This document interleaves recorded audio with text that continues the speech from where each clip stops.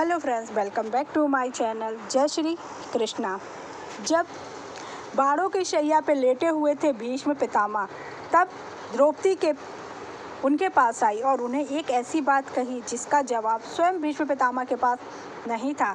महाभारत की कहानी तो बहुत से लोग परिचित होंगे। इनमें से कुछ घटनाएं रहस्य पैदा करती हैं तो कुछ दिलचस्प लगती हैं।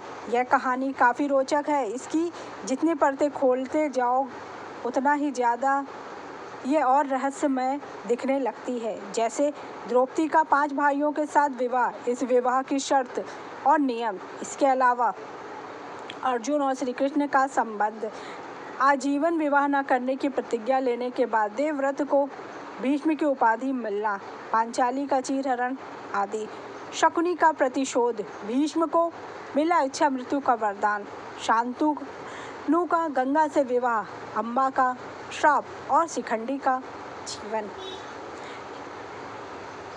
आपको एक ऐसी कहानी सुनाएंगे जिससे शायद आप बहुत कम लोग ही जानते होंगे। यह कहानी तब शुरू होती है जब महाभारत का युद्ध अपने अंतिम चरण पर था और शिखंडी के बाणों से भीष्म पितामह घायल हो चुके थे।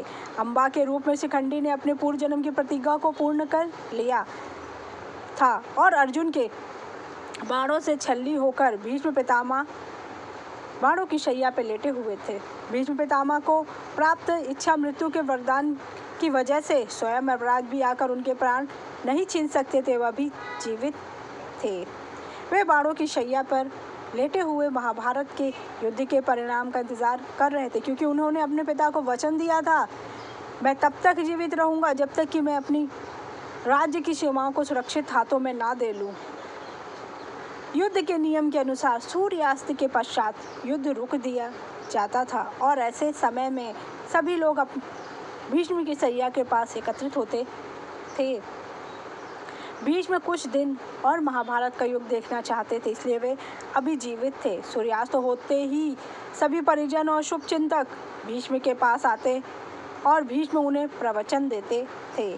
ऐसे ही एक शाम भीष्म प्रवचन दे रहे थे और सभी बड़े ध्यान से सुन रहे थे, लेकिन सन्नाटे और गंभीर माहौल के बीच द्रौपदी अचानक से हंसने लगी।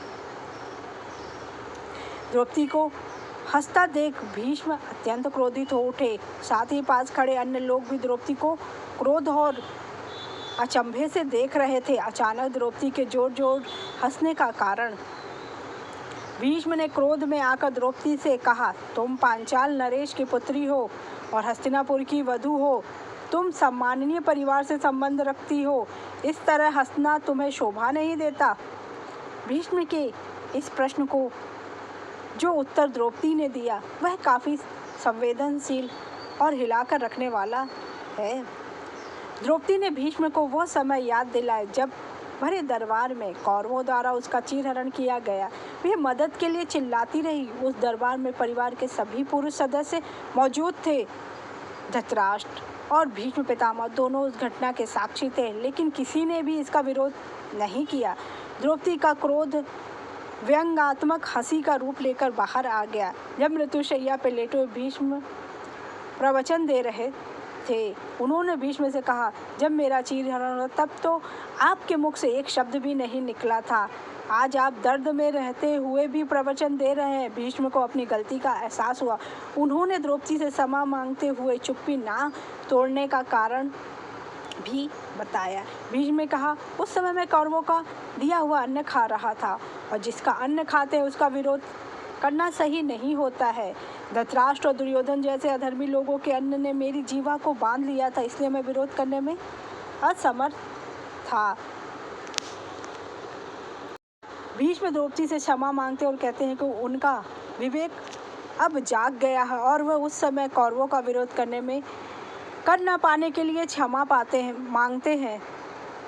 द्रौपदी भीष्म के उस उत्तर से संतुष्ट हो जाती और उन्हें प्रणाम करके चली जाती। इस संवाद में भीष्म ने अपनी गलती स्वीकार की और द्रौपदी को न्याय दिलाया, जिससे यह संवाद महाभारत के संपूर्ण दृश्यों में एक बन गया।